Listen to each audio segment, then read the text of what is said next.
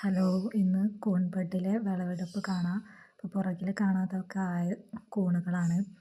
അപ്പോൾ എല്ലാതും നല്ലോണം ആയിട്ടുണ്ട്, വിരിഞ്ഞിട്ടുണ്ട്.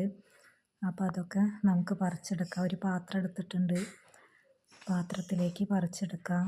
ഒക്കെ നല്ലോണം ആയ കാരണം കൈ തട്ടിയിട്ടൊന്ന് അവിടെ താഴെ വീണിട്ടുണ്ട്. ബെഡുകളൊക്കെ മൈസീല നല്ലോണം പടർന്നിട്ടില്ല. കാലാവസ്ഥ അനുകൂലമായ കാരണം തോന്നുന്നുണ്ട് കൂണ് മുട്ടുകളൊക്കെ വിരിഞ്ഞത്. മൈസീലിയം കംപ്ലീറ്റ് പടർന്ന ബെഡൊക്കെ പ്യുവർ വൈറ്റ് ആവേണ്ടതാണ്. ഇത് നല്ലോണം വൈറ്റ് ആയിട്ടൊന്നുമില്ല, എന്നാലും കൂണുകളൊക്കെ വിരിഞ്ഞിട്ടുണ്ട്. അപ്പോൾ അങ്ങനെ തിരിച്ചെടുക്കണം. തിരിച്ചെടുത്താലാണ് അത് പെട്ടെന്ന് പോന്ന് കിട്ടുക. ഒരുപാട് ദ്വാരങ്ങളൊക്കെ വരാതെ എടുക്കണം.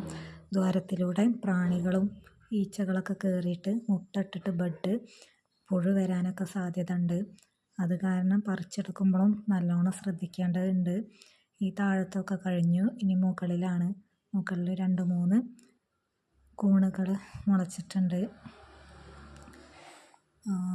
അങ്ങനെ അത് പറിച്ചെടുക്കുകയാണ്.